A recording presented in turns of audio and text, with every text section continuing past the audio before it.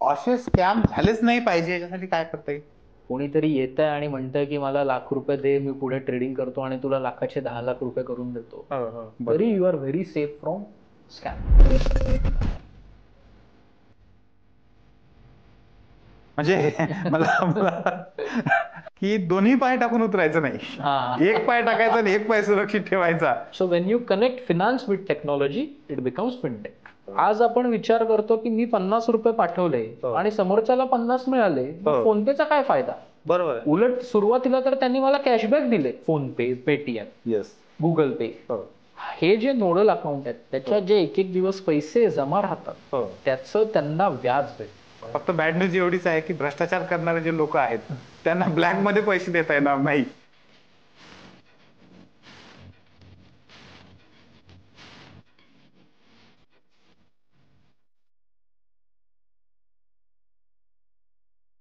मित्रांनो नमस्कार, कसे आहात सगळे? मित्रांनो आज सकाळपासून फोन पे केलं, गुगल पे, पेटीएम, एखादा QR कोड स्कॅन केलात, क्रेडिट कार्ड वापरलं, कुठली फी भरलीत, एखादं दुसरं काही ऑनलाईन आपण म्हणतो ना ऑनलाईन स्कॅमचा एखादा मेसेज काही मिळाला तुम्हाला, काही ना काहीतरी आपल्याला याच्यातला अनुभव आला असेल किंवा रोज येतो. इव्हन पेपरमध्ये आपल्याला बातम्या पण येतात की ऑनलाईनचा स्कॅम झाला, पेमेंट गेटवे काम करत नव्हतं म्हणून पेमेंट नाही करता आलं, फी भरायची होती. किंवा अनेकदा असं होतं की आपल्याला लोन घ्यायचं आहे, ॲपवरून लोन घेतलं एखाद्याने आणि त्याच्यामध्ये तो फसला. खूप खूप खूप खूप सारे प्रश्न आहेत. परंतु हे सगळं जे काही आहे, जे आज आपल्यासाठी नवीन आहे, हे सगळं समजावून सांगण्यासाठी ह्या क्षेत्रातले तज्ज्ञ, ह्या क्षेत्रातले एक लीड करणारे हिमांशू कुलकर्णी सर आज आपल्यासोबत आपल्या 3S पॉडकास्टमध्ये आहेत. सर नमस्कार. नमस्कार सर. वेलकम. Thank you sir. मला पहिल्यांदा तुम्हाला असं विचारायचं आहे, आपल्या सगळ्या प्रेक्षकांना प्रचंड कुतूहल आहे की हे जे तुम्ही म्हणता हे नेमकं कसं काम करतं, की आपण गुगल पे करतो, फोन पे करतो, एखाद्याला स्कॅन केलं की पैसे चालले जातात दुसऱ्याला, एक फी भरायची असली शाळेची की लिंक येते, त्या लिंक वरून आपण करतो. किंवा काही लोक म्हणतात की ऍप वरून लोन मिळतं. आधी लोनसाठी बँकेत जायचं, 10 दिवस 15 दिवस महिना चक्रा मारायच्या. आता ऍप डाउनलोड केलं, त्यातल्या काही गोष्टी पूर्ण केल्या की लोन मिळून जातं. इन्शुरन्स काढता येतो, ऑनलाईन इन्शुरन्स काढता येतो. तर हे सगळं क्षेत्र सर ह्याचा खूप सारं आम्हाला तुमच्याकडून समजून घ्यायचंच आहे. पण त्याच्या आधी तुम्ही या क्षेत्रात कसा आलात, तुमचा थोडा एक अल्प परिचय जो आहे तो. नक्कीच सर, नक्कीच. Yes sir. फार आज इंडियामध्ये one of the topmost growing जरी म्हणलं आपण तर फिनटेक हे सेक्टर खूप मोठं आहे. अच्छा सर. ह्या फिनटेक सेक्टरची खरी ग्रोथ ही 2020 मध्ये कोविड नंतर झाली. बरं. ज्या वेळेला सगळे नागरिक हे घरी होते किंवा वर्क फ्रॉम होम होते, बँका बंद होत्या, पण हे सगळे सर्व्हिसेस तर प्रत्येकाला अवेल करायचे होते. बरोबर. That is the time when we म्हणजे public and government both of them realise की आपल्याला एक खूप स्ट्रॉंग फिनान्सचं इन्फ्रास्ट्रक्चर इंडियामध्ये बनवायचं लागेल. आणि तिथून गव्हर्नमेंटने हे बनवायला सुरुवात केली. बरं. आज आपली फिनटेक इंडस्ट्री ही वर्ल्ड्स नंबर 1 इंडस्ट्री आहे. बरं. तर कशासाठी वर्ल्ड्स नंबर 1 आहे? एक म्हणजे जे आपण म्हणतो फिनान्शियल इन्फ्रास्ट्रक्चर, जे आज आपण म्हणतोय की आपल्याला लिंक्स येतात किंवा आपण पेमेंट्स करतो, ह्याची सिक्युरिटी, ह्याचं क्लाउड, हे आज पूर्ण जगात आपण टॉपला आहोत. बरं. सो इथून सुरुवात झाली, इथून हे क्षेत्र इव्हॉल्व्ह झालं. अच्छा. जसं जसं इव्हॉल्व्ह होत गेलं तसं त्याचं ईज एवढं म्हणजे ते वापरणं एवढं सोपं होतं लोकांसाठी की लोकांना त्याची सवय होत गेली. नंबर 1. नंबर 2, ह्यामुळे आपलं डे टू डे लाईफ पण फार इझी झालं. अच्छा. म्हणजे आज आपल्याला पैसे विड्रॉ करायची गरज नाही, बँकेत जायची गरज नाही. तुम्ही जसं म्हणलात मला आज माझा कारचं इन्शुरन्स पॉलिसी काढायची, तुम्ही मोबाईलवर करू शकता. तर हे सगळं फार इझी झालं. बरोबर. सो ह्या सगळ्या एका अम्ब्रेलाच्या अंडर येतात ज्याला आपण म्हणतो फिनटेक. अच्छा. फिनटेक म्हणजे काय sir? It's very simple. Fin stands for finance, Okay. Tech stands for technology. अच्छा. Okay. So when you connect finance with technology it becomes fintech. Okay. Very simple. Okay. Okay. Okay. So finance आज हा आपल्याच देशाचा नाही तर सर्व देशांचा सगळ्यात मोठा बॅकबोन असतो. बरं. फिनान्स म्हणजे काय तर आपल्या देशामध्ये होणाऱ्या सगळ्या आर्थिक उलाढाली, बरं. ज्या डोमेस्टिक पण असतात आणि इंटरनॅशनल पण अगदी असतात. अगदी. तुम्ही सर आज फार मोठे ह्या क्षेत्रातले तज्ज्ञ आहात. तुम्हाला माहित आहे की all over the world India stands at rank 4 in GDP. GDP म्हणजे काय तर ग्रॉस डोमेस्टिक प्रोडक्ट. साध्या भाषेत सांगायचं झालं तर आपल्या देशाचं उत्पन्न. अगदी. सो हे सगळं उत्पन्न ज्याला मॅनेज करायचं त्याला जेव्हा आपण टेक्नॉलॉजी जोडली तर ते बनलं फिनटेक. साध्या सोप्या भाषेत. साध्या आणि सोप्या. सर पण हे फिनटेक बद्दल समजलं. तुम्ही फिनटेक मध्ये कसा आला? तुमचा परिचय थोडक्यात आम्हाला. नक्कीच सर. सो सर ज्या वेळेला कोविड झालं त्यावेळेला लोकांची आर्थिक परिस्थिती फार खराब झाली सर. अच्छा. बऱ्याच लोकांच्या नोकऱ्या गेल्या. हो. जे मजदूर होते किंवा ज्यांच्या हातावरती पोट होतं अशा लोकांना फार प्रॉब्लेम्स व्हायला लागले. बरोबर. आणि आम्हाला जाणवलं की अशा फॅमिलीजमध्ये एक 2 मुलं आहेत जे काही शाळेत शिकतात, काही कोचिंगला जातात, काही कॉलेजमध्ये शिकतात. आणि आज तुम्ही पण एक संस्था चालक आहात पण तुम्हाला सुद्धा फीसची गरज आहे. तुम्ही पण सर फ्रीमध्ये नाही शिकू शकत. तुम्हाला पण पगार द्यायचे लोकांना, तुम्हालाही उत्पन्न हवंय. सो आम्ही विचार केला की ही गॅप आम्ही कव्हर करू.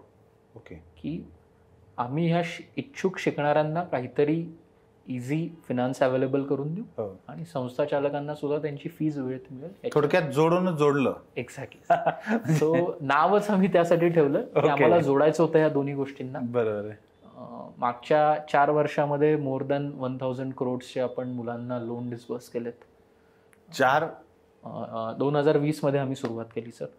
2024 मध्ये मागच्या 4 वर्षात साधारणतः मोर दॅन 1000 crore अमाऊंट्सचे आपण लोन डिस्बर्स केले आहेत. 1000 crores. हो sir. Great. So when I say this की आणि सर हे सगळं लोन विद्यार्थ्यांना होतं? हा, हे सर्व एज्युकेशनसाठी होतं सर. ग्रेट. सो आम्ही हा प्रयत्न केला की एका बँकेपेक्षा आम्ही कसे वेगळे असू शकतो. बरोबर. ऑब्व्हियसली आम्हाला पण काही क्रायटेरिया आहेत पण आमचे क्रायटेरिया फार मिनिमम आहेत आणि this is how we started. Great sir. Great. म्हणजे ही गोष्टच खूप मोठी आहे. कारण माझ्यासारखा एखादा ग्रामीण भागातून आलेला मुलगा शिक्षणामध्ये मला माहित आहे की किती अडचणी येतात आणि कोरोनानंतर तर प्रचंड आहेत. म्हणजे सगळ्यांनाच आहेत, साहजिक लोकांनाही आहे. आणि अशा अडचणीत असलेल्या लोकांना त्यांचं शिक्षण पूर्ण करण्यासाठी तुम्ही मागच्या 4 वर्षात 1000 कोटी रुपयाचं कर्ज दिलं. ही म्हणजे खूप खूप मोठी गोष्ट आहे सर. खूपच मोठी गोष्ट आहे. त्यासाठी खरंच म्हणजे अभिनंदनही तुमचं केलं पाहिजे, मनापासून केलं पाहिजे. सर दुसरी एक गोष्ट मला हे सगळं जेव्हा मी विचार करतो ना माझ्या मनात एक सहज, जसं मी तुम्हाला म्हटलं मी पण प्राथमिक शिक्षक होतो आधी, ग्रामीण भागातलाच आहे. माझ्या मनात प्रश्न बरेचदा येतो की ही खरंच सिक्युअर आहे का? बरोबर. आपण देतो तर खरी पैसे, ऑनलाईन व्यवहार तर करतो. मी पहिल्यांदा जेव्हा ऑनलाईन व्यवहार केला होता तेव्हा मला असं वाटायचं की ज्या खात्याचं आपण म्हणजे ऑनलाईनचं ऍक्टिव्ह केलेलं आहे त्या खात्यात पैसे नको ठेवायला. बरोबर. आपल्या ज्या खात्याला ऑनलाईन काही नाहीये त्याच्यात पैसे ठेवले पाहिजे. म्हणजे इथून माझी सुरुवात झाली. बरोबर. अजूनही माझ्या मनातून ती भीती पूर्णपणे गेली नाही आणि मला वाटतं आपल्यापैकी अनेक लोकांच्या मनामध्ये ती भीती राहते. करेक्ट आहे. तर हे खरंच पूर्ण सिक्युअर आहे का? आणि दुसरं त्याला जोडून असलेला एक प्रश्न आहे की आता फोन पे फ्री आहे, बरोबर, पेटीएम फ्री आहे, तर हे खरंच फ्रीच राहील का? त्याच्यात काही म्हणजे नंतर काही पैसे पण द्यावे लागतील? कारण आता सवयच नाही झाली आहे. म्हणजे अक्षरशः मी पण कधी कधी बाहेर जातो, आधी पाकिट घेतल्याशिवाय बाहेर पडत नव्हतो. आता फक्त फोन पाहिजे, काही नसलं तरी चालतं, 1 रुपया नसेल तरी काम भागतं. तर कारण काय आपल्याला एक्स्ट्रा पैसे काही लागत नाही, जेवढे द्यायचे आहेत तेवढेच द्यायचे आहेत. तर मला हे तुम्हाला विचारायचं आहे की हे सिक्युअर आहे का? आणि हे आता जसं फ्री आहे तसंच फ्री म्हणजे मोफत राहू शकते की त्याच्यावर काही पैसे लागू शकतात पुढे? नाही तर असं व्हायचं की सवय लावून टाकायचे लोक आणि नंतर पैसे लावायचे. सर खूप सुंदर प्रश्न आहे.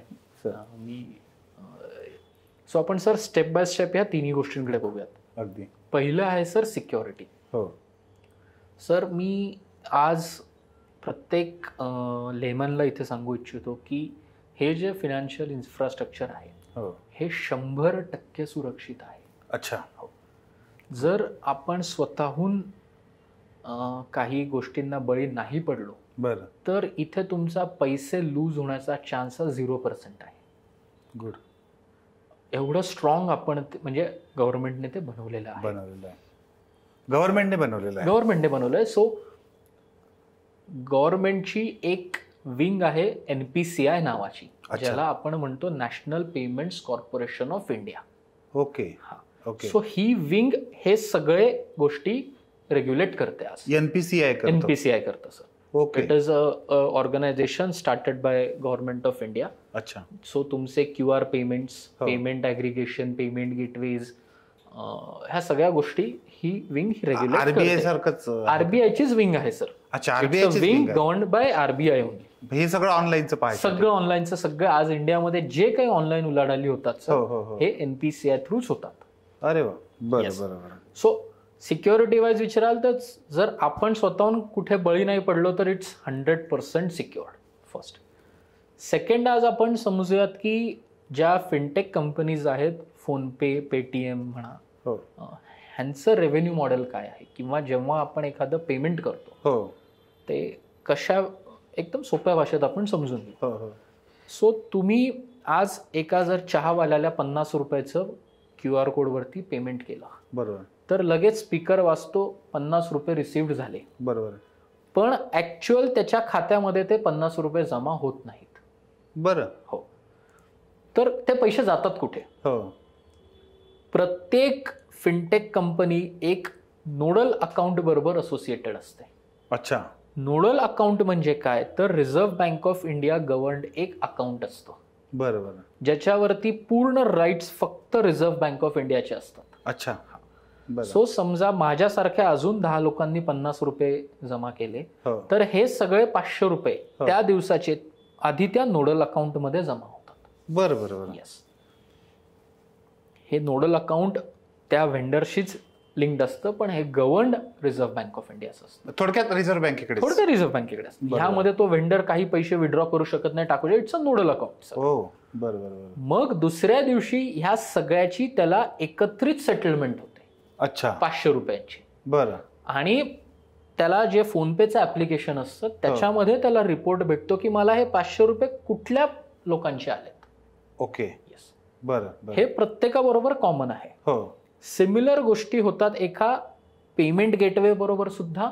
आणि आपण कुठल्या दुकानांमध्ये कार्ड स्वाईप मशीन्स जे बघतो तिथे सुद्धा सिमिलर गोष्टी होतात. अच्छा.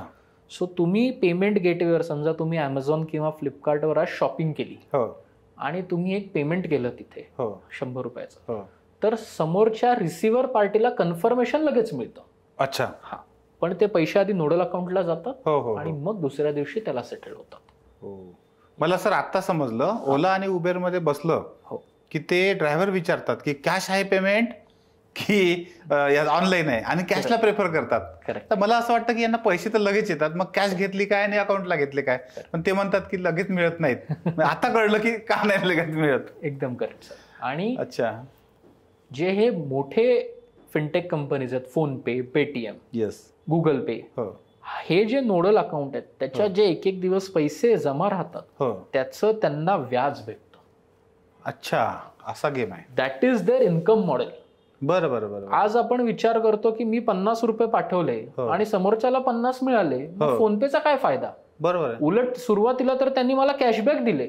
लोकांना 30-30, 40-40 रुपये असं करत 3-3 हजार रुपयाचे कॅशबॅक आलेत. मग एक सिंपल प्रश्न लोकांना पडतो, अरे मग ह्या कंपन्यांचं उत्पन्न कुठे. बरोबर. तर हे त्यांचं एक मेजर अर्निंग मॉडेल आहे. अच्छा. येस. की आपण पेमेंट करतो, पैसे नोडल अकाउंट मध्ये राहतात ज्याच्यावरती त्यांना इंटरेस्ट भेटतो. आणि असे तर करोडो रुपये जमा होत असतील एका दिवसाला. त्यामुळे आज ह्या कंपनीज एवढ्या मोठ्या आहेत. बरोबर. त्यामुळे त्यांनी, मला वाटतं आपल्या अनेक लोकांना आता कळलं असेल की फोनपे, गुगल पे ला पैसे कुठून मिळतात. करेक्ट. फुकट तर काही करत नाहीत. फुकट तर करत नाही आपण. ठीक आहे, एकदम परफेक्ट. बरोबर आहे ना. म्हणजे आपण जे पैसे देतो एका दिवसासाठी ते जमा करतात, एका ठिकाणी जमा राहतात आणि त्याच्यावरचं व्याज यांना मिळतं. हो सर. फक्त चांगली गोष्ट अशी आहे की ती जी जागा आहे नोडल अकाउंट त्याच्यावर यांचं गव्हर्न काही नसतं. म्हणजे Yes, yes. ते पैसे जमा जरी राहिले हो तरी त्याच्यावर त्या अकाउंटवर हक्क सगळा रिझर्व्ह बँक ऑफ इंडियाचा आहे. म्हणजे आपले पैसे बँकेकडे असतात, बँकेकडे असतात सर. सिक्युरिटी आहे, एकदम सिक्युअर्ड आहे सर. एकदम सिक्युअर आहे. एकदम सिक्युअर आहे सर माझा याच्यातला तिसरा प्रश्न बाकी हो राहिलाय. सर. हो हो आपण आता तिसऱ्या प्रश्नावर बोलूया Yes. की ह्याचं फ्युचर काय आहे सर. बरोबर. सर आज आपलं गव्हर्नमेंट प्लॅन करत आहे की 2030 पर्यंत हो मॅक्सिमम पेमेंट्स म्हणजे त्यांचं तर एम आहे की 99% पेमेंटचं डिजिटलच व्हावे. अच्छा. ह्यांचे 2 मेजर ऑब्जेक्टिव्ह आहेत. हो फर्स्ट म्हणजे गव्हर्नन्स, हो. की जे काय उलाढाल होतीये हो ह्याच्यावरती पूर्ण लक्ष गव्हर्नन्स लक्ष राहायचं, बरोबर जेणेकरून त्यांना ब्लॅकचे ट्रान्झॅक्शन आज कमी करायचे. बरोबर. सो आजही बऱ्याच ठिकाणी जर तुम्ही बघाल, फॉर एक्झाम्पल बँकेत 50,000च्या वर जमा करायचे तर ते तुम्हाला पॅन कार्ड मागतात. बरोबर. किंवा आधीसारखं तुम्ही शोरूममध्ये गेलात आणि म्हणलात की 15 लाख रुपये कॅश घ्या आणि मला गाडी द्या, तर ते तसं नाही करत. ते म्हणतात सर तुम्हाला आज चेक द्या किंवा NEFT द्या, आम्ही कॅश नाही घेऊ जमा. शकत. So this is first objective. Okay. Second coming की आज सर जे आपलं हे फिनटेकचं इन्फ्रास्ट्रक्चर आहे हो ते एवढ्या हाय लेवल सिक्युअर्ड आहे की विदेश म्हणजे रशिया आणि UAE सारख्या देशांनी ते ऑलरेडी अडॉप्ट करायला सुरुवात केली आपलं मॉडेल सर. येस. अरे वा. बरं. सो त्यांना सुद्धा हे UPI त्यांच्या कंट्रीजमध्ये आणायचं आहे. बरं. याचे पण 2 मेजर फायदे आहेत. अच्छा. एक म्हणजे आज जे सगळं ट्रेड USG मध्ये होतं हो ते INR मध्ये होईल, इंडियन रुपीज मध्ये होईल. हे एक बरं. मेजर ऑब्जेक्टिव्ह आहे. ओके. सेकंड जे आज ग्लोबलायझेशनमुळे आपण बाहेर जातो, बाहेरची लोक आपल्या इथे, तिथे पेमेंट्स ट्रान्सफर इझिली होतील. ओके. हे बेसिक हे आपण बरोबर. डेप्थ मध्ये बोललो तर बरंच काही यावर बोला, पण हे 2 ऑब्जेक्टिव्ह आहेत. Yes yes. So coming back to your question नाव, की हे किती दिवस फ्री राहील हो किंवा ह्याच्यावरती नंतर मला चार्ज, कारण लोकांना वापरायची सवय होईल, बरोबर आहे. मग मला ह्याच्यावर चार्जेस पडतील. हो सो आजच्या फोरकास्टने सर एक ठराविक अमाऊंट पर्यंत UPI transactions will always be free. अच्छा. फॉर एक्झाम्पल तुम्ही एक 5 ते 5,000 किंवा 10,000 किंवा 15,000 ह्या एक लेवलपर्यंत transactions will always be free. ATM सारखं. ATM सारखं सर, एकदम करेक्ट बोलला. बरोबर आहे. मे बी त्याच्यावरती एक कन्व्हिनियन्स फी लागू शकते, बरोबर आहे. बट नेक्स्ट 5 years मध्ये तरी it's 100% guaranteed by the government की ह्याच्यावरती काही सरचार्ज नाही लागणार आहे. Okay okay. आणि ह्यासाठीच तुम्हाला दिवसाची एक लिमिट दिली आहे. बरोबर. तुम्ही आज फोन पे वरनं करायला गेला तर तुम्हाला 25,000 रुपयेचीच लिमिट आहे. काहींना 20 आहे, डिपेंड करतं कमी बँक जास्त. अकाउंटवर. बरोबर. तर ह्याचं कारणच हे अच्छा अच्छा. की तुम्हाला तेवढ्या लिमिट पर्यंत फ्री आहे. हो येते 5 वर्ष तर हे 100% फ्री राहणार आहे. ओके. सो ह्याची काळजी करायची लोकांना गरज नाही आहे. तसं सर या प्रश्नाचं उत्तर थोडं थोडं तुम्ही दुसऱ्या प्रश्नात पण दिलंच. करेक्ट. म्हणजे त्यांना ऑलरेडी इन्कम होतेच आहे. हो सर, होतच आहे. म्हणजे तुमच्याकडून एक्स्ट्रा पैसे नाही घेतले तरी त्यांना पैसे मिळतेच आहे. मिळतच आहे सर. बरोबर. अच्छा. Okay okay. आणि हो. तुम्ही बघाल सर, नोटबंदी झाली, हो 500,000ची करन्सी बंद झाली. हो पुढे अजून चान्सेस आहेत की हळूहळू सर चिल्लर बंद होत चालली आहे. अच्छा. 10 रुपयाच्या नोटच्या जागी 20 रुपयाची नोट आली आहे. पण सर या नोटा बंदच होतील का पुढे? असं गव्हर्नमेंटला तर हवंय की फिजिकल मनी खूप कमी करावा. अच्छा. कमी करावं म्हणजे बरं. बंद होणं फार अवघड आहे सर. अच्छा. कारण आपल्या देशामध्ये जेवढे अर्बन पब्लिक आहे त्याच्याहून डबल रुरल पब्लिक आहे. सो बरोबर आहे. प्रत्येकाला एज्युकेट करणं थोडा वेळ जाईल, पण त्यांचं ऑब्जेक्टिव्ह आहे की ते कमी करायला हवं. त्याचे सर, फायदे थोडस तुम्हाला हो, हो. इंटरप्ट करतो. हो. म्हणजे आता साहजिक कसं सगळ्या लोकांच्या मनात, माझ्याही मनात हा प्रश्न येतोय हो. की सर हे जे टेक्नॉलॉजी जोडली, ऑनलाईन सगळे व्यवहार केलेत, बँकेत समजा पैसे भरायचे असेल तरी पॅन कार्ड मागावं लागतं. करेक्ट. गाडी घ्यायची असेल तर नगदी पैसे घेत नाहीत, चेकनं किंवा ऑनलाईन पैसे मागतात. बरोबर. म्हणजे टेक्नॉलॉजीला शासनानं, गव्हर्नमेंटनं आपल्या पैशासोबत जोडलं. बरोबर. याच्या मागचे ब्रॉड असे मोठे हेतू काय असले पाहिजे? सर सगळ्यात मोठा हेतू आहे गव्हर्नन्स. अच्छा. की म्हणजे भ्रष्टाचारावर थोडा फरक पडतो. भ्रष्टाचारावर फरक म्हणजे त्यांना प्रत्येक गोष्टीचा व्हिजिलन्स पाहिजे. आज कोण दिसला किती पाहिजे. ट्रान्झॅक्शन करतंय, कुठे करतंय, काय. बरोबर आहे. सो तुम्ही देताना पण त्यांचा ट्रॅक राहील आणि घेणाऱ्यावर पण त्यांचा ट्रॅक. हो. फर्स्ट. हो. सेकंड, त्यांना जसं मी म्हणलं की ग्लोबलायझेशनमध्ये त्यांना लीडर बनायचं आहे आज. बरोबर आहे. की USD पेक्षा INR will be the preferred mode. Okay. जेणेकरून आपले एक्सपोर्ट्स वाढतील, फॉरेन करन्सी एक्सचेंजवरची व्हॅल्यू कमी होईल. बरोबर. आणि which is one of our biggest spends as a country today. ज्या वेळेला 2014 सरकार चेंज झालं त्यावेळेस तुम्हाला माहीत असेल तर एक्सपोर्टपेक्षा जास्त आपण इम्पोर्ट करायचो. बरोबर. मग त्याच्यावरती ती करन्सी एक्सचेंजमध्ये सुद्धा खूप पैसा खर्च होत होता. बरोबर. हे सगळं त्यांना नॉर्मलाइज करायचं. मग मेक इन इंडिया आलं. बरोबर. इम्पोर्ट्स जे आहेत ते कमी झाले. मग एक्सपोर्ट वाढवण्यासाठी लोकांना प्रॉब्लेम व्हायला लागला. बरोबर. USD मध्ये विकत घ्या, INR मध्ये पैसे द्या. सो आज ह्या सगळ्यामुळे ते रेग्युलेट झाले. आपले एक्सपोर्ट्स वाढले. छोट्या छोट्या कंपन्या ज्या आहेत आपल्या MIDC मध्ये आज ते बाहेर एक्सपोर्ट करू शकतात सर बऱ्याच गोष्टी. सो हा सगळं एक ओव्हरऑल बेनिफिट आहे सर या सगळ्या गोष्टी. म्हणजे तुमच्या बोलण्यातून सर गुड न्यूज बऱ्याच कळल्यात. सगळ्यात पहिली गुड न्यूज ही कळली की चला हे चालू राहणार आहे आणि फ्रीमध्ये चालू राहणार आहे. आता माझ्यासारख्याला किंवा एखाद्या सर्वसामान्य माणसाला दिवसाला काही 1000 ट्रान्झॅक्शन तर करायचे नसतात. 2, 4, 5, 10 ट्रान्झॅक्शन आपले असतात. म्हणजे आपल्याला ते फ्रीमध्ये मिळू शकतं.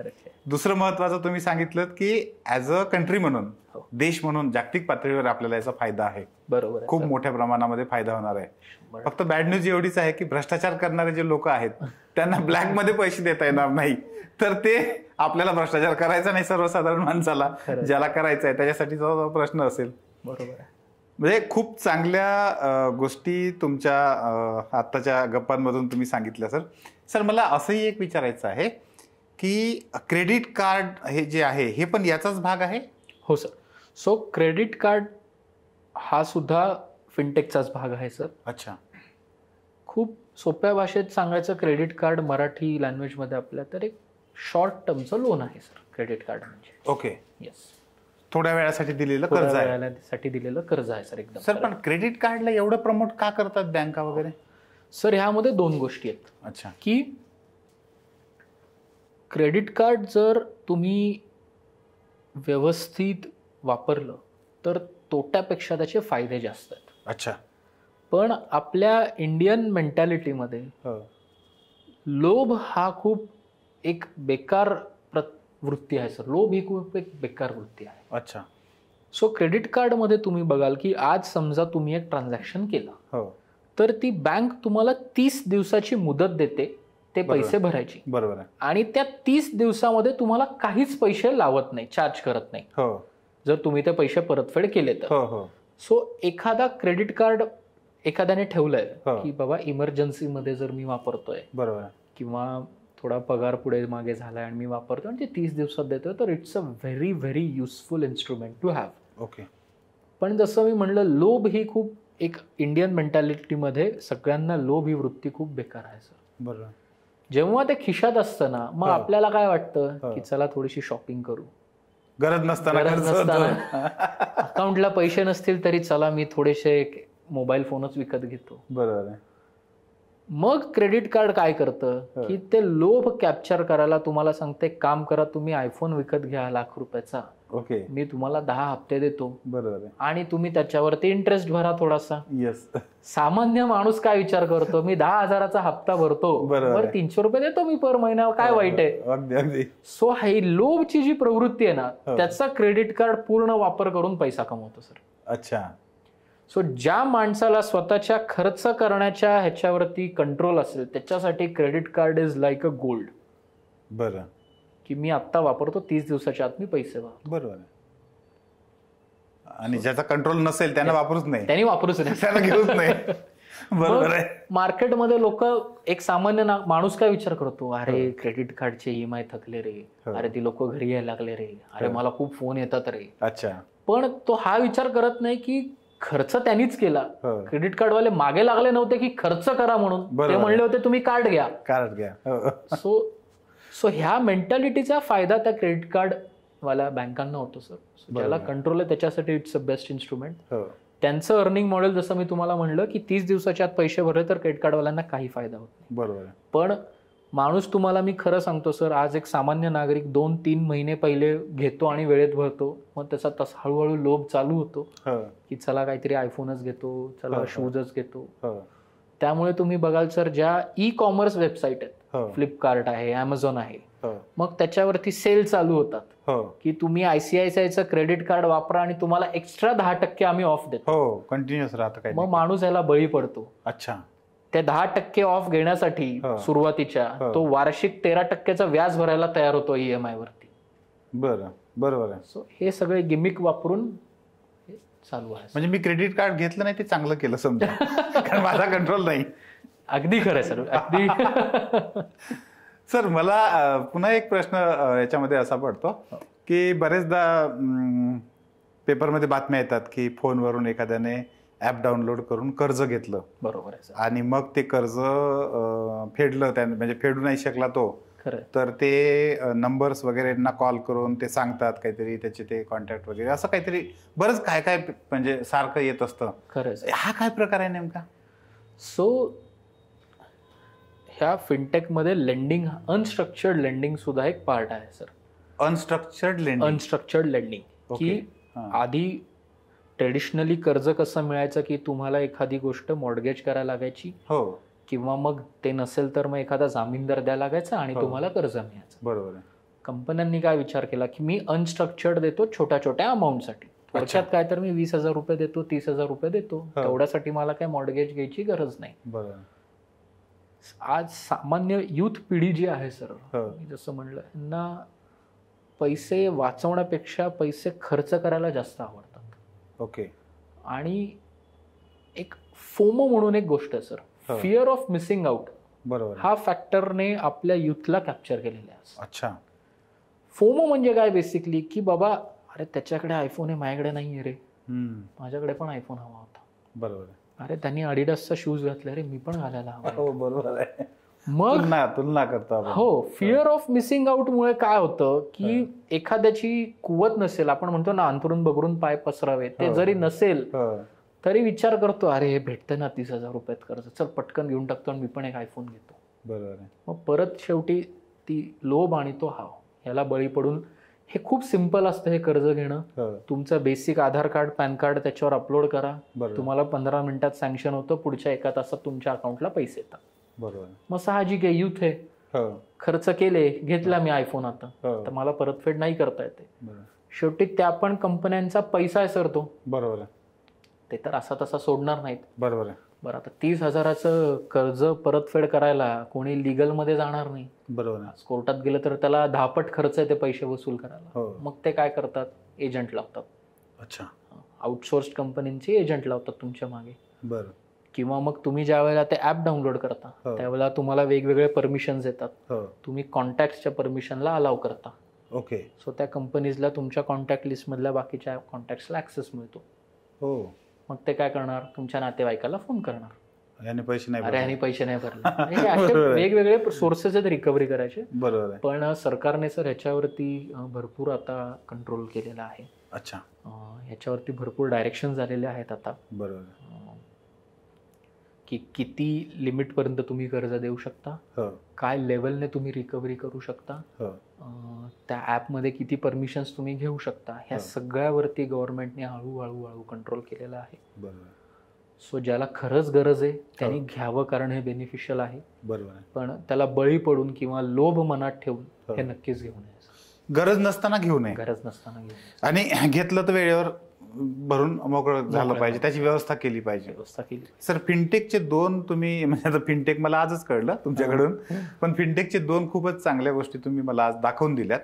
सगळ्यात पहिल्यांदा तर काय, हे लोन वगैरे घेणं, क्रेडिट कार्डचा अतिरिक्त वापर, गरज नसताना वस्तू खरेदी करणं, हे त्याचे दुष्परिणाम आहेत किंवा याच्यातून माणूस म्हणजे बरबाद होऊ शकतो. खरंच. पण ज्यांना कोरोनासारख्या सिच्युएशनमुळे किंवा परिस्थिती नसल्यामुळे शिक्षण घेता येत नाहीये, त्यांना तुमची जोडोसारखी संस्था हजार कोटींचं, अर्थात हजारो लोकांना ते कर्ज तुम्ही दिलं असेल आणि त्याच्यातून त्यांना शिक्षण पूर्ण करता आलं असेल, त्यातून किती लोकांचे घरं बसले असतील, त्यांचं करिअर उभं राहिलं असेल. म्हणजे हाय फिनटेकचा सगळ्यात मोठा. जर फिनटेक नसतं तर हे कधी शक्य नसतं झालं. शक्य नसतं. याच्या आधी आता मला आठवतं की मी जेव्हा शिक्षण घेतलं तेव्हा असे शेकडो हजारो विद्यार्थी असतील की ज्यांना थोडे फी भरायला पैसे नव्हते म्हणून त्यांचं करिअर राहिलं किंवा त्यांना काही पूर्ण नाही करता आलं. म्हणजे हा अतिशय उत्तम आणि खूपच चांगला, म्हणजे काय म्हणतो आपण त्याला, फिनटेकचा एक हे आहे. हो. सर, दुसरा एक प्रश्न की मध्यंतरी मुलीची फी मी जेव्हा भरली होती त्यावेळेस पेमेंट गेटवे त्यांनी एक लिंक पाठवली होती. त्या लिंकला क्लिक केलं की मग तुम्ही तिथून पैसे भरायचे आणि ते त्यांना मिळणार. हे पेमेंट गेटवे हे नेमकं कसं काम करतं, ते लिंक कशी काम करते? मी सांगतो सर. सो पेमेंट गेटवे म्हणजे एक क्लाउड आहे सर. अच्छा. एक छोटासा क्लाउड आहे. ओके. जो तुम्हाला आज टेक्नॉलॉजी देतो बँक आणि युजरमध्ये. ओके. म्हणजे बँक म्हणजे समजा HDFC बँक आहे आणि युजर म्हणजे तुम्ही युजर आहात. हो. त्याच्यामध्ये तुम्हाला बाइंड करायला टेक्नॉलॉजी जी देतो तो एक पेमेंट गेटवे देतो. अच्छा. So basically link payment gateway काय करतो, तुम्हाला एक लिंक पाठवतो, युजर त्याच्यावरती पैसे भरतो आणि बँकेला ते पैसे मिळतात. अच्छा. सो ह्या दोघांना जोडण्याचं काम करतो payment gateway. Okay. Like again मी म्हणलं, इट्स अ 100% सिक्युअर्ड मेथड. अच्छा. अनलेस तुम्हाला कोण ती पेमेंट लिंक पाठवते हे फार महत्वाचं. हो. बरं. तुम्ही ज्या शाळेत किंवा कॉलेजमध्ये तुमच्या मुलीचं ऍडमिशन घेतलंय, जर त्यांनीच ती पेमेंट लिंक पाठवली असेल, ती ऑथेंटिकेट असेल, तर आज तुमचा एकही रुपया कुठेही जाणार नाही. अच्छा. बरं. पण कोणीतरी थर्ड पार्टीने तुम्हाला फोन केला की मी ह्या कॉलेजमधनं बोलतोय आणि ही आम्ही पेमेंटची लिंक पाठवतोय आणि तुम्ही त्याला पे केलं, तर तुम्ही त्याला बळी पडलात. हे अशाच प्रकारचे फ्रॉड्स भरपूर होतात. अच्छा. सो खूप सोपी गोष्ट आहे की ओळखायचं कसं की हे जेन्युइन आहे का नाही. तर कॉलेजनी जर तुम्हाला स्वतः डायरेक्ट केलं किंवा कॉलेजच्या नावाची लिंक आली किंवा पेमेंट करताना ज्या वेळेला आपण ती लिंक उघडतो त्यावेळेला तिथे तुमच्या कॉलेजचं नाव डिस्प्ले होतं. ओके. ते जर डिस्प्ले झालं तर इट इज 100% जेन्युइन. अच्छा. हा.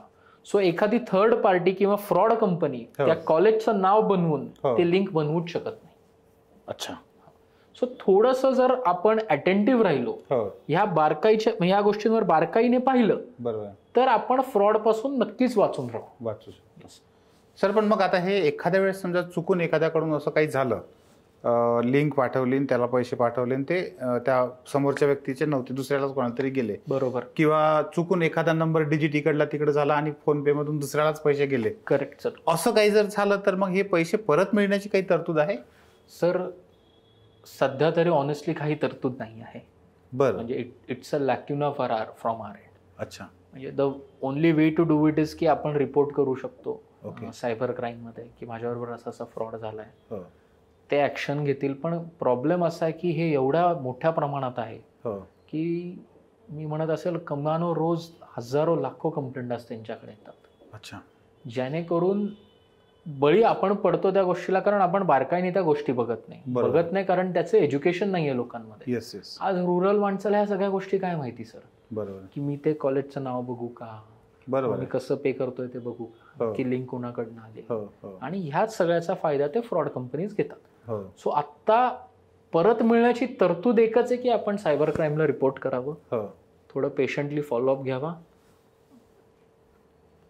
बाकी तरी सध्या सर काही तरतूद नाही, पण like I said government is still working on it to stop such. पण काळजी जास्तीत जास्त घेतली पाहिजे. 100% सर. जेवढी आपण काळजी घेऊ तेवढं चांगलं. करेक्ट. आणि समजा यदा कदाचित सगळी काळजी घेऊन झालंच असं तर सायबर क्राईमला आपण ते कळवलं हवं सर. हे सगळ्यात बेस्ट आहे. सायबर क्राईमचे टोल फ्री नंबर गुगलवरती अवेलेबल आहेत. अच्छा.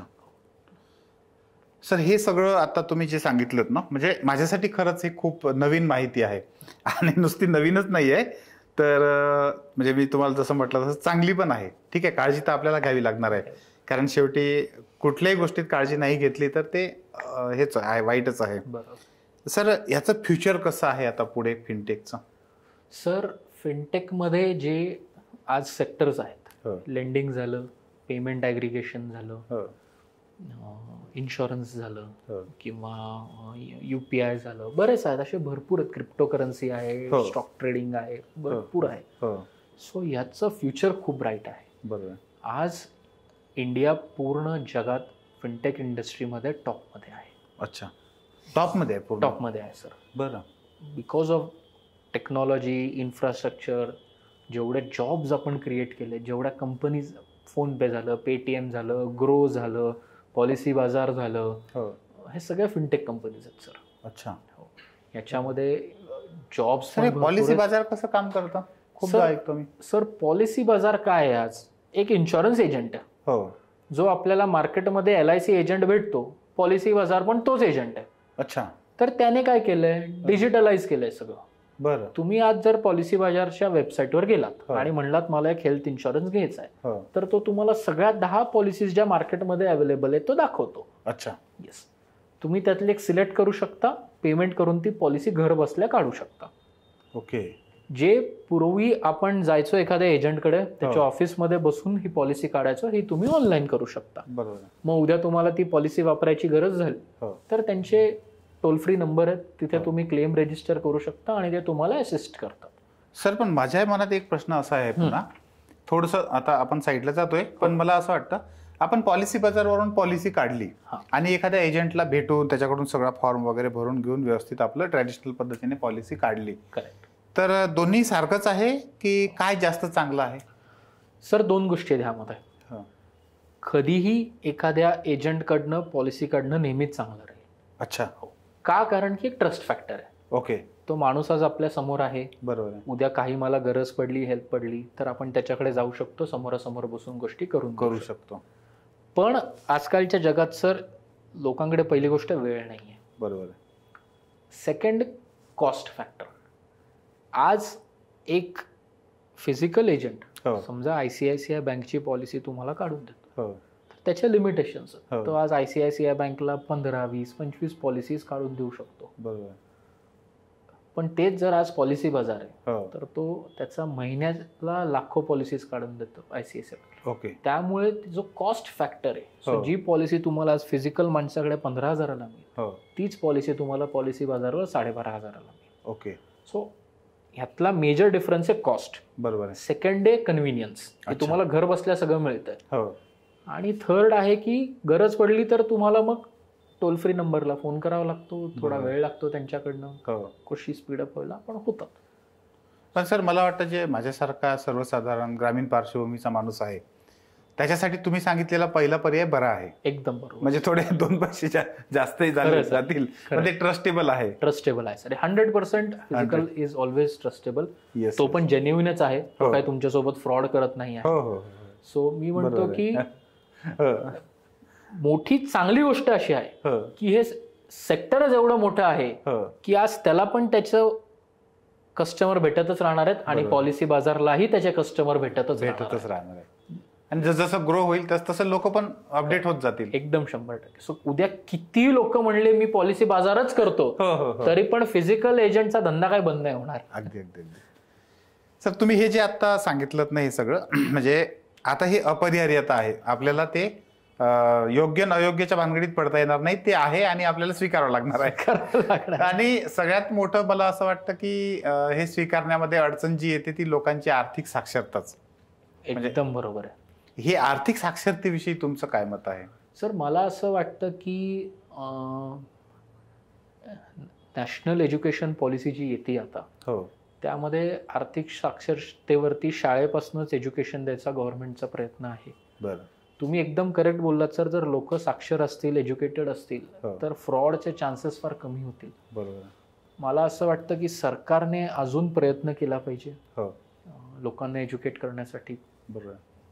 तसं त्यांचा भरपूर प्रयत्न आहेत. आज आपण ट्रेनचं तिकीट बुक करतो, बरोबर आहे, तरी ते ऑनलाईनच होतं. आज आपण बसचं तिकीट बुक करतो तरी ऑनलाईन होतं. सो तिथे पेमेंट करताना त्यांनी बऱ्याच गोष्टी अशा एज्युकेट होण्यासाठी दिलेल्या आहेत. म्हणजे अशा बऱ्याच गोष्टी आहेत, पण मला वाटतं अजून प्रयत्न करायला हवे. बरोबर आहे. सर, मगाशी तुम्ही जे लोनचं स्कॅम कसा होतो ते सांगितलं ना, असे खूप स्कॅम आहेत. म्हणजे रोजचा पेपर आता उघडला ना की अनेक बातम्या येतात. बरोबर. आणि टीव्हीवर दिसतात की याच्या मदतीनं असं फसलं तसं फसलं. असे स्कॅम झालेच नाही पाहिजे, याच्यासाठी काय करता येईल? सर, सगळ्यात मोठी गोष्ट आहे तुमची विल पॉवर. अच्छा. तुम्ही जर एखाद्या म्हणजे तुमच्या मनातल्या आपण जसं म्हणतो लोभ आणि हावच्या प्रवृत्तीला जर कंट्रोल करू शकाल तर तुम्ही ऑलरेडी एखाद्या स्कॅम पासून दूर गेलेले आहात. अच्छा. कोणीतरी येत आहे आणि म्हणतंय की मला ₹1,00,000 दे, मी पुढे ट्रेडिंग करतो आणि तुला लाखाचे ₹10,00,000 करून देतो, तर तो तुम्हाला हाव दाखवतोय, आमिष दाखवतोय. पण जर तिथेच तुम्ही स्वतःला कंट्रोल केलं की नको बाबा, मी खुश आहे माझ्या ₹1,00,000, बरोबर, तर तुम्ही ऑलरेडी त्या स्कॅम पासून दूर आहात. उद्या टेक्नॉलॉजी कितीही पुढे गेली पण जर तुम्ही स्वतःच त्या प्रवृत्तीमुळे त्याला बळी पडत असाल तर ती टेक्नॉलॉजी किंवा गव्हर्नमेंट काहीच करू शकणार नाही. बरोबर. So biggest factor is to stop yourself and restrict yourself. Number 1. Number 2, जसं मी म्हणलं, साक्षरतेने थोडंसं बारकाईने प्रत्येक गोष्टीवर लक्ष दिलं पाहिजे. बरोबर. कोणीतरी पेमेंट लिंक पाठवली तर ती कुठून आली आहे, पेमेंट करताना मी जसं म्हणलं ते नाव काय दाखवत आहे, छोट्या छोट्या गोष्टींवर जरी लक्ष ठेवलं तरी you are very safe from scams. म्हणजे मला आता असं जे आठवतंय, आमचे एक गुरुजी होते, ते लहानपणी सांगायचे की पाण्यात जर उतरायचं आहे, पाण्याचा अंदाज घ्यायचा आहे की पाणी किती खोल आहे. आता माझ्यासारखे ह्या डिजिटल साक्षरतेपासून जे लोक दूर आहेत ना, त्यांच्यासाठी हे पाणीच आहे ना, किती खोल आहे माहित नाही आपल्याला. तर ते काय म्हणायचे की दोन्ही पाय टाकून उतरायचं नाही, एक पाय टाकायचा आणि एक पाय सुरक्षित ठेवायचा. म्हणजे तुम्ही म्हटलं तसं इन्शुरन्स काढायचा आहे ते ट्रस्टेड माणूस बघायचा. एखादी लिंक आली असेल, फी भरायची आहे, तर चांगल्या जाणकार माणसाकडून पाहायचं की लिंक बरोबर आली आहे का. करेक्ट. जर ते तीच लिंक आहे का बरोबर असेल तरच मग ते त्याच्यावर पैसे भरायचे. एकदम करेक्ट. आणि काही समजा कुठल्याही आपल्याकडे क्रेडिट कार्ड कोणी किती द्यायला असो, कोणताही लोनचा ऍपवाला किती लोन द्यायला तयार असो, बरोबर, लोभामध्ये अटकायचं नाही. आपल्याला गरज नाही तर खरेदी करायची नाही सर. एकदम करेक्ट. म्हणजे आपण हळूहळू ते त्याच्याकडे जाऊ सुरक्षितपणे. एकदम बरोबर. आणि अर्थातच आता पुढे पुढे आर्थिक साक्षरता जशी जशी येत जाईल तसं ते कमी होईल प्रमाण. खूप कमी होत गेलंय सर ऑलरेडी. खूप म्हणजे ड्रास्टिकली कमी होत गेलंय. साक्षरतेमुळेच कमी होत गेलंय. लोकांना आता कळायला लागलंय की मी स्कॅन केल्यावर बऱ्याचदा छोट्या मोठ्या 10-15 रुपयासाठी कोणी वाचत नाही. बरोबर. पण कोणी 15-20 हजाराचं जर पेमेंट करतोय तर ते बघतात की खरंच ते बरोबर आहे का, मी ज्याला पे करतोय ते करेक्ट. अशाने बरेच स्कॅम. सर माझा एक महत्वाचं मला पुन्हा एक असं वाटतं, तुम्ही सांगितलं की ऍज अ कंट्री म्हणून याच्यामध्ये आपल्याला प्रचंड पोटेन्शियल आहे. आपण आज जगामध्ये खूप, कारण आपली लोकसंख्या आहे, हे आपलं बलस्थान आहे. आणि त्याच्यामुळे आपण ऑलरेडीच एक खूप चांगली पोझिशन त्या ठिकाणी मिळवली आहे. तुम्ही सांगितलं की डॉलरच्या ऐवजी आपण त्या ठिकाणी ट्रेड करतोय, म्हणजे इंडियन रुपीज मध्ये ट्रेंड होऊ शकतो सुरू. आणि ही मोठी आपल्यासाठी फायद्याची गोष्ट राहील. करेक्ट. सर फिनटेक मध्ये पुढच्या काळामध्ये तुम्हाला काय वाटतं की कुठले संधी करिअर म्हणून किंवा इतर काही अशा वेगळ्या उपलब्ध राहू शकतात, आणि चॅलेंजेस पण दुसरे काय काय राहू शकतात पुन्हा? सो सर ही एक खूप रॅपिडली ग्रोईंग इंडस्ट्री आहे. अच्छा. आज इंडियामध्ये फिनटेक 4000 करोडचं मार्केट आहे. म्हणजे काय तर त्याच्यामध्ये असणारे जॉब, सॅलरीज वगैरे एक्सपेक्टेड आहे की हे 2030 पर्यंत साधारण 10,000 CR प्लसचं मार्केट बनणार आहे. ह्यासाठी 2 गोष्टी सर. एक म्हणजे अवेलेबल ऑपॉर्च्युनिटीज. बरोबर. सरकारी ऑपॉर्च्युनिटीज पण आहेत आणि प्रायव्हेटमध्ये पण ऑपॉर्च्युनिटीज आहेत. बरोबर. सरकारी म्हणजे काय की गव्हर्नमेंटच्या सगळ्या इन्स्टिट्यूशन्स, RBI झालं, NPCI झालं, इथे भरपूर ऑपॉर्च्युनिटीज येणार आहेत सर. बरोबर. कारण असं आहे की त्यांना लोक लागणार आहेत. They need manpower to do this. किती टेक्नॉलॉजी आणली तरी they will need manpower. बरोबर. गव्हर्नमेंट खूप विजिलन्सच्या टीम बनवत आहेत. अच्छा. जसं मी म्हणलं सायबर क्राईमचं सेक्टर त्यांना एक्सपांड करायचं आहे कमी करण्यासाठी. सो विजिलन्सच्या टीम त्यामध्ये बनवत आहेत. यामध्ये बऱ्याच गोष्टी आहेत सर. हे सिक्युअर करण्यासाठी जे अँटीव्हायरसची टीम वेगळी आहे, अशा बऱ्याच गोष्टी त्यामध्ये आहेत. प्रायव्हेटमध्ये तुम्ही बघाल की ह्या सगळ्याचा बेस जो आहे तो सगळ्या बँकिंग सेक्टर ह्या सगळ्याचा बेस आहे. बरोबर. मागच्या 5 ते 10 वर्षात तुम्ही बघितलं असेल की इंडियामध्ये खूप बँक वर आल्यात. उदाहरण द्यायचं तर AU स्मॉल फायनान्स बँक झाली, IDFC कॅपिटल बँक, हे सगळे आधी 5-10 वर्ष आधी एक्झिस्ट करत नव्हते. बरोबर आहे. सो ज्या रॅपिडली ग्रो करतायत, ज्या रॅपिडली कस्टमर बेस वाढतोय यांचा, सो इथे प्रायव्हेट सेक्टरमध्ये सुद्धा खूप जॉब्स फटाफट निर्माण होतात. बरोबर. पेटीएम झालं, फोन पे झालं, मी जसं म्हणलं ग्रो झालं, शेअरखान झालं, पॉलिसी बाजार झालं, ह्यांनी लाखो लोकांना जॉब्स अवेलेबल करून दिलेत आणि ते वाढतच जाणार. So the opportunity is immense. बरोबर. तुम्ही मला विचाराल की ह्यासाठी एज्युकेशन काय हवं, तर एक कॉमर्स बॅकग्राऊंड हवा. फिनान्समध्ये स्पेशलायझेशनचे खूप कोर्सेस आहेत. ज्ञानज्योती स्पर्धा परीक्षा सारख्या ठिकाणी आपण हे सगळे कोर्सेस, गव्हर्नमेंटमध्ये जे ऑपॉर्च्युनिटीज आहेत बँकिंगच्या वगैरे, तिथे प्रशिक्षण भेटतं ह्या सगळ्या कोर्सेसचं. सो मुलांनी ते करिअर म्हणून नक्कीच चूज करावं. ऑपॉर्च्युनिटीज भरपूर आहेत. सर खूप छान. म्हणजे ठीक आहे, आपण हा पॉडकास्ट करतोय आपल्या प्रेक्षकांसाठी, खरंच खूप आहे, पण पर्सनली मला सुद्धा याच्यातून खूप काही इन्साइट्स मिळालेत. आणि फिनटेक बद्दल म्हणजे प्रचंड अनभिन्न होतो मी. मला साध्या साध्या गोष्टी पण त्या माहीत नव्हत्या. आज ह्या एका छोट्याशा पॉडकास्टमध्ये आपण काही गोष्टी समजून घ्यायचा प्रयत्न केला. निश्चितपणे हे क्षेत्र खूप मोठं आहे. मी सांगितले तसं आपण आज एकच पाय टाकून अंदाज घ्यायचा प्रयत्न केलाय. पुढच्या काळामध्ये जरा पुन्हा खोलात जाऊन अंदाज घ्यायचा प्रयत्न करूया. आणि आमच्या सगळ्या मुलांना, प्रेक्षकांना खास करून सगळ्यांना तुम्ही फिनटेक आणि एकदम साध्या म्हणजे सिंपल भाषेमध्ये याच्यातल्या कन्सेप्ट, त्यातले धोके, कशा पद्धतीने त्याच्यापासून दूर राहायचं आणि हे अतिशय सुंदर पद्धतीने सांगितलं. आणि ते ज्यांच्याकडून सांगितलं की तुम्ही सांगितलं की 1000 करोड रुपये विद्यार्थ्यांना जोडोच्या माध्यमातून तुम्ही त्यांचं शिक्षण पूर्ण करण्यासाठी लोन म्हणून उपलब्ध करून दिलं. Correct sir. त्या व्यक्तीकडून आपल्याला हे सगळं समजायला मिळालं, हे आपलं भाग्य आहे. Sir thank you very much. पुढच्या भागामध्ये आपण अजून चांगल्या पद्धतीनं. मित्रांनो, याच्या आधी मला तुम्हाला एक थोडंसं आवाहन करायचं आहे की हा विषय खूप महत्त्वाचा आहे, आपल्या सगळ्यांच्या जिव्हाळ्याचा आहे, याच्यापासून आपण कोणीही दूर राहू शकत नाही.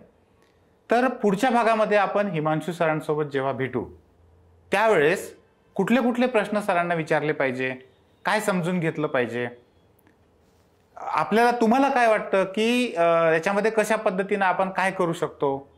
मला असं वाटतं की कमेंट बॉक्समध्ये जाऊन तुमच्यापैकी प्रत्येकाने कमेंट करा.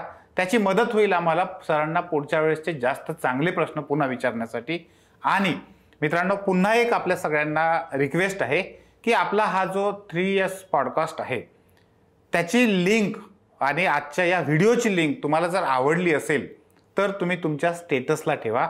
ती तुमच्या जास्तीत जास्त मित्रांपर्यंत शेअर करा. कारण ही जी फायनान्शियल लिटरसी आहे ही खूप महत्त्वाची आहे. ती एका दिवशी आपल्याला येणार नाहीये. त्याचा आपला रोजचा जगण्याशी आपला संबंध आहे. त्यामुळं हा व्हिडिओ जास्तीत जास्त अनेक लोकांपर्यंत, तुमच्या मित्रांपर्यंत आणि न चुकता तुमच्या फॅमिलीतल्या प्रत्येक सदस्याला सुद्धा तुम्ही शेअर करावा अशी मी तुम्हाला विनंती करतो. आणि जर चॅनल सबस्क्राईब नसेल केलं तर चॅनल सुद्धा सबस्क्राईब करा. सर पुन्हा एकदा खूप खूप मनपूर्वक धन्यवाद. Thank you so much.